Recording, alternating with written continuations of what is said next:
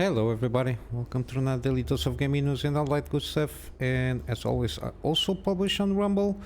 And at the time on Rumble, I'm doing the catching up with XCOM 2 episodes until it catches up here with YouTube.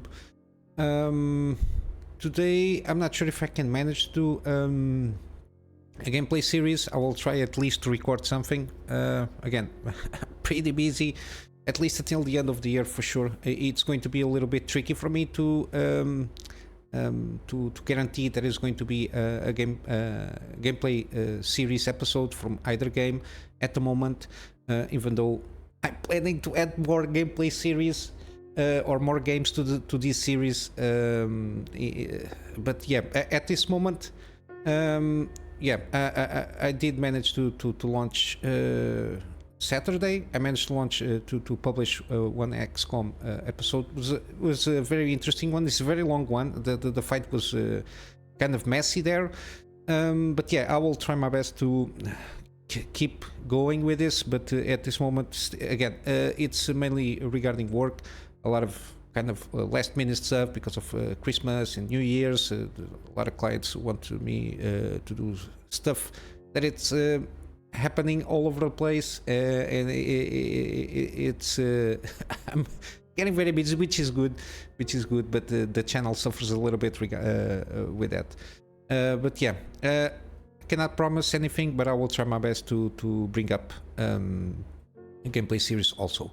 Okay, today is Monday, not much happening here and there. I need to investigate better because I saw a story regarding the 4090, but it's not 4090 Supers or whatever. I think there was some stuff there, but I think it was a mistake, so no need to cover it. It's more about board repairs. North Freaks Page, it's a YouTube channel I watch from time to time, just out of curiosity, the repairing stuff that he does. I think he received like a lot of boxes with 4090s with cracked motherboards, but then again with the boards to be like repaired, which is very unusual. I will need to investigate a little bit more because it can be somebody that went to eBay trying to buy like boards and then shipping to this repair guy, hoping that it's like a relatively easy fix, so he can then afterwards resell as refurbished or something like that, or I don't know, take advantage to have to put on the AI. I don't know, and for that I'll need to check a little bit better. I didn't see the video that he did at that when this happened, but I assume he will try to question a little bit more to get more information regarding this situation. Because it can be a very specific situation that it doesn't affect like the overall market of the 4090s and how they are failing in that aspect. But yeah, I will try to get more information and introduce it on the videos here on the on the news episode thing here. But yeah, we got some more confirmation regarding the Super Series for the RTX 40s. We got some leaks here from the thing that the embargo stuff that they usually they send to the reviewers here, and we got the confirmation that supposedly the cards will be announced January 8th on CES supposedly, and then we got the unboxing videos, the embargoes here, and then for AIB stuff there, which is the reviews kind of a thing here, depending on the GPU itself, because we got free SKUs, free variants, sorry, which is the 4070 Super, 4070 Ti Super, which is a thing now, and the 4080 Super. They screw up bigly with this thing on the when they launched the 40 series, but yeah, it is what it is. It's going to be confusing to a lot of people that are not that don't usually keep up with this thing here, but yeah, yeah, basically this is it's I think they are going to launch their own MSRP stuff here, and then the non-MSRP, I suppose it's AIB stuff. At least it's what entails from the information that I read here. Supposedly NVIDIA is going to launch their GPUs, the reference cards, and they're going to be AIBs because there is MSRPs. Usually it refers to the reference card there. But yeah, we got confirmed dates. I think we got basically all the at least in terms of rumors regarding the specifications of the GPUs here. Again, it's going to be an uplift plus 5% on the 4070, if not mistaken. Maybe on the 4070 Ti around 10 to 12%, if not mistaken, and maximum 15% on the 4080s. And then, of course, it will depend on overclocking and all that jazz. But like in a stock configuration, supposedly we'll get maximum 15%, if not mistaken, from the last article that I read regarding performance uplift. Which, depending again, everything depends on the price, which is something that we don't have still information. It's going to be interesting, the price changes they're going to make. That's why I recommend at this moment in time, if you're not in a hurry to buy a new GPU, wait until at least to get a sense of the prices they are going to try to get here with MSRPs on these new boards, this new GPU, sorry, and what and how will affect the non-super variants. If they're going to decrease in price, maybe it compensates. You go for a little bit older but more cheaper variant here. I don't know, we'll have to wait and see. I got caught up here that there's been a WCCF Tech review here from the Lamplighters league. It's very recent. I guess they went a little bit late on the game. Again, this is a game that this is kind of my jam here. It's very similar to XCOM, the way it plays out in terms of game loop, with some variations similar to Miasma Chronicles and the Mutant Year Zero Road to Eden. I think it's the full name of the game. Again, it's kind of on par with the reviews that I've been keeping track on, around 6.5 to 7. This seems to be a very game right up my alley, basically, with the setting and the lore itself, kind of Indiana Jones style thing, old school stuff there, with some supernatural twists there. But yeah, it's a shame because the Paradox, which is a publisher, they stopped they stop. Oh my God! They stop the deal that they have with Hairbraid Games or something like that. The developer here, they cut relations basically, which at this moment in time they are not supporting the game. I think the last update was in 13th of December. The Paradox will keep the IP itself. But yeah, the fact that the developers are not, there is nobody that is going to continue to support the game. I think there was some non-issues that will continue to do, which is usually it's around gameplay issues and bugs on the gameplay itself. I don't think there is a lot more of those things in terms of visual information and graphics. I think it's I don't think that the issue is there. It's more about the gameplay loop, which can be a little bit annoying. But yeah, again, it's adds interesting narrative and premise with strong characters supported by good visuals, and the music is also good variety in characters and their abilities. The problem is a little bit here. Technical issues, bugs can be a little bit repetitive, I suppose, with the grinding on like normal missions, and relatively poor AI. I'm not sure. I'm very curious. Still tempting. I'm still tempted to buy this game and try to make a run, or at least play by myself. But yeah, I would need to check if there is any kind of support from the modding community, even though they just Paradox said that it was like a bust in terms of financial return. So it's going to be a little bit tricky. I will try to check because I just watched this review today before making the video. I need to put on my notes here see if there is like a mod to support and to support this game in terms of like fixing some issues that still remain after the last patch that they did.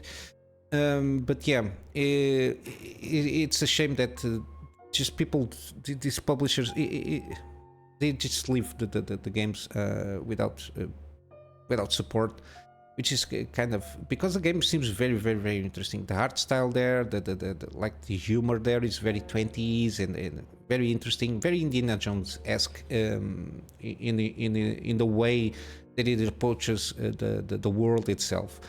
But yeah, I will try to see what I don't know if there is a way to go around it. Then again, I'm at the moment for that I will not recommend the game, but yeah, it's a little bit update on this game here. And regarding games, still The Witcher 3 will receive NextGen HD rework, kind of a mod here, which is from Hulk Hogan, which is the guy that is very well known for doing excellent work on texture packs. And this is the work for the next gen part of the game, because it needed some refresh on that mod. But the first version is already available for download, but I think the final version will be only available next year. I'm bringing up this because, again, I installed The Witcher 3 with all the updates, and now I will have to check which mods I will be installing. This one for sure is one of them, but I'm not in a rush to play this game, replay this game like for the 4th or 5th time. So because there is a lot of games in my library that I want to or replay or play again, or play new. Yeah, this is going to be interesting. I'm still hesitant in doing a gameplay series on this one because I don't think I will add too much to the gameplay itself, unless there is like some interesting mod that I think it's worth showcase and do a gameplay series on that. But yeah, we'll see how it goes in the future. I'm not in a rush, but yeah, I love this game. One of the best RPGs and overall games in I don't know, at least 10 years that I played. And lastly, we got Lords of the Fallen. They are doing another content delivery, basically, which is the season of Revelry. Got some new spells, bosses, and stuff like that, which is like the spell pack 2. And this kind of festivities here, the content itself is going to be permanent, so it's even after all this festivities theme stuff passes, the content itself, like the spells, the story stuff, the weapons and all that jazz, this is going to maintain itself on the game. Confirmation from the guys, from the developers. So the rewards, the only thing that is going away, it's for example the holiday decorations will leave after the event, which is understandable. There's going to be never Christmas in the game, but yeah, the content is permanently associated to your account if you buy this, which is good. And yeah, this one is got new boss weapon abilities, 6 new spells, 3 new throwables, holiday decks or whatever is this, and more. And then they are planned also for the Trial of the Free Spirits. So all of this afterwards, except for like decoration things, themed decorations on the game itself that you might see, it's the only thing that might go away. The rest is coming to stay. Again, I see some division here, but depends on the kind of division that some of the people don't like, others like very much. Again, I think I never played this game, so take it with a grain of salt. What I'm going to about to say, I think this game is a little bit different, even though it's very inspired on Dark Souls-like kind of gameplay here. I think the main reason people take this game of liking or not liking, mostly I think it has to do with the gameplay on the action committing to the action, basically. I referenced this before. Basically, when you play Dark Souls, Elden Ring, and usually from software games, when you press the button to do an action, the action will take its full cycle, and then in the meanwhile you cannot you don't have a way to cancel that action. So if you throw a light attack, after the input, the animation of the light attack will do its thing until the end of the animation, and then if you want to do another input, then only after the animation of that light attack, or if you want to roll or something like that, only after one animation after the action of the input is done, it then takes a turn on the next input, and so forth and so on.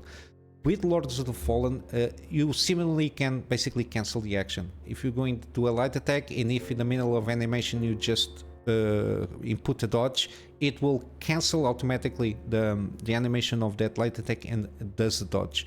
And unless there is like an impossibility in terms of physics, which is if you're doing in the middle of the dodge and press jump, of course I assume it's not going to jump, but if you're in the middle of the jump and the dodge, I don't know how that works now that I'm thinking about it, but usually when you do this kind of trying to do combos, you can cancel combos with the dodge, I think, or with a side step or something like that, or with the jump. I think you can cancel. There is no commitment on the action itself, so it might seem a little bit off when you play the game. At least that's the analysis that I've been seeing mostly, and I think that's where a lot of division comes from regarding liking the game or not. I think it's a little bit more about it's different the way it plays, because it's something that you do a lot, which is attacking and dodging and rolling and all that jazz. I think even magic spells can be cancelled like this, so you can be in the middle of casting the spell and I think you can cancel it, which can be a little bit jarring if you're used to From Software. The way you commit to the actions that you make can be a little bit weird. That, at least that's my take from what I've been seeing. I didn't play the game, so I cannot give you a proper a proper analysis of the gameplay itself, but I think it's the main reason that a lot of people divide themselves of liking or not liking too much on the game, because the graphics, everybody agrees that it's pretty good. It still has some stuff that it needs to be patched out, but not huge things now. But in terms of graphic quality, I don't think there is no huge discussion there, and the mechanics of the Umbral and the Axiom world, Axiom and Umbral world, and the level design, everybody seems to be on par. On it is very good. It's more about that gameplay thing there, on the commitment of the action itself. But yeah, for today, this is all the news. We still have.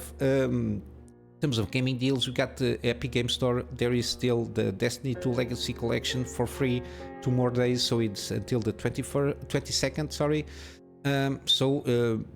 This is a game not for me, so I don't like very much this kind of games. But I think it's a pretty good game still, Destiny 2, from the genre itself. On Steam, we got mudrunner. 80% off, but usually you got also SnowRunner. SnowRunner has more content there, it's more recent, but yeah, I think at least the base game, it's not very expensive, so $4 give or take. It's, as it said there, a physics playground. You got those little missions where you can unlock cars throughout the map and all that stuff. It's very interesting the way it goes about it, so it's not a racing game. It tries to be a little bit physics simulation kind of a thing there, but yeah, it's very positive. It's kind of a different jam on kind of not racing but car play, and for sure I will one of these days buy this game and make a series out of it, because if the game is really good, and for sure I will try to do something out of this. We got also Mutant Year Zero, Road to Eden. Again, I'm just waiting to finish up, for example, for XCOM 2 and then go for a similar game. This is on my not playlist. This is, I have the game because I claimed on Epic Game Store for free a few months ago. But yeah, I'm planning to do one gameplay with this one at least. We got also Miasma Chronicles from the same guys. Very similar in terms of gameplay. The story and universe is completely different, and it seems to be very positive also. It's kind of the same vein of the previous one that I showed. We got also Citizen Sleeper, the first one. I think there is a second one coming or already came out or something like that. It's a CRPG basically, in the sense that you got dice rolls for checks to do stuff there. Very interesting on how they're going about it, like decision matters. It's similar to other games in the same vein. I don't remember the names of those games, but I think I have them on my wish list. I want to try out something like this, a little bit different to what I usually play. We got also Dredge, 25% off, and with the Dredge you got Dave the Diver, 20% off that will come out with some content here. It's already been out. It's like a collaboration, Dredge content in Dave the Diver game. And lastly, we got The Invisible, 20% off again. Very positive narrative gameplay, first person. I think it's based on the book. I forget the book which is based on, but it's very good from what I've been seeing on the review things there. And yeah, basically this is it, guys, for today. I'm just going to plug on my Patreon here for extra support. At this moment, the extra support is basically for storage, basically for me to be able to have backups of the stuff that I do for my private clients, and of course extra space for the videos that I do for the channel. And with all that said, guys, I hope you have a wonderful day, and I will see you in the next one. So till then, Kunamy Master out.